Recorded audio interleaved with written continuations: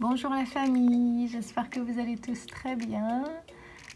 Je suis de retour après une longue absence, mais là, je m'y suis remise aujourd'hui. Cette vidéo, je l'ai faite il y a quelques mois, mais je n'ai pas pu la poster à cause de petits soucis techniques. À la demande de ma sœur, je vais vous montrer aujourd'hui comment faire un gel naturel pour les cheveux. Ce gel est fait à partir de graines de lin. Les graines de lin, il y en a des blondes et puis des brunes. Là, j'ai des graines de lin brunes, mais vous pouvez utiliser celles que vous voulez. Donc pour ce, vous allez avoir besoin de graines de lin et d'eau. Voilà, c'est tout simple.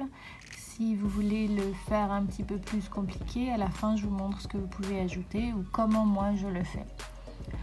Donc voilà, c'est parti. Alors pour la recette, vous aurez besoin d'un quart de cup de graines de lin, ce qui représente 60 ml, et une cup et demi d'eau. Donc c'est 237 ml pour une cup et 120 ml pour une demi-cup. Donc vous allez laisser le tout au frigo reposer pendant 24 heures. Normalement c'est 24 heures. Donc après une nuit, voilà ce que j'ai obtenu. Il y a un petit peu de gel qui s'est formé. Et j'ai décidé de le laisser 48 heures pour vous montrer un petit peu ce que ça donne. Et là on peut voir le liquide, il est opaque, il n'est même plus clair. Et c'est beaucoup plus gélatineux qu'au départ.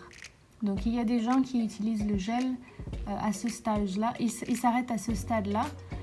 Filtre le liquide et le récupère et se le mettre sur les cheveux. Moi je vais un petit peu plus loin et je le fais cuire. Donc à feu très doux, je mets tout le mélange dans une casserole à feu doux et je fais cuire à petit feu.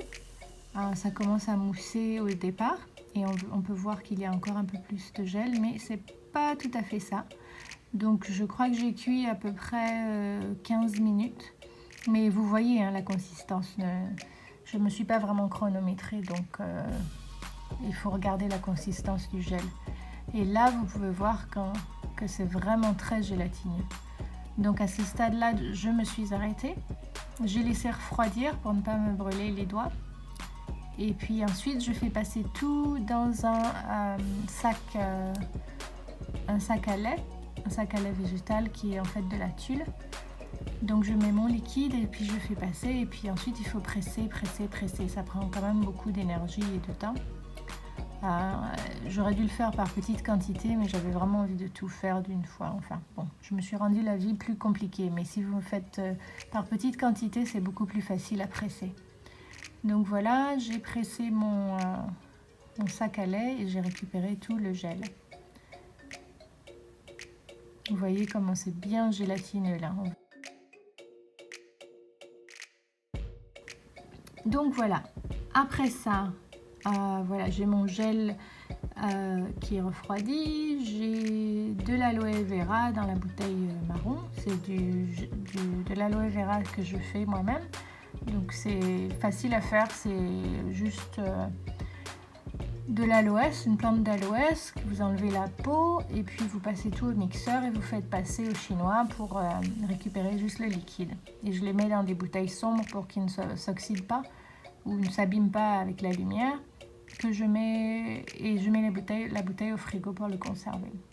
Donc dans mon gel, je mets le gel que je viens de faire, j'ajoute de l'aloès et puis 1 à 2 cuillères à soupe d'un mélange d'huile. Je ne me rappelle pas exactement les huiles que j'ai utilisées parce que j'en fais tout le temps. Mais a priori, j'utilise de l'huile d'olive, de l'huile de coco, de l'huile de jojoba, de l'huile de germe de blé. Enfin bon, voilà. Vous mettez de l'huile, celle de votre choix. Et donc voilà, 2 cuillères à soupe pour le côté hydratant. Et puis voilà, vous secouez bien et le gel est prêt. Le gel est prêt, vous le mettez dans les cheveux quand vous en avez besoin. Je le conserve au frigo, je conserve cette bouteille au frigo et puis quand j'en ai besoin le matin, je la sors, j'utilise et je remets dans le frigo. Je la garde jusqu'à 2 semaines ou même parfois 3 semaines sans aucun problème.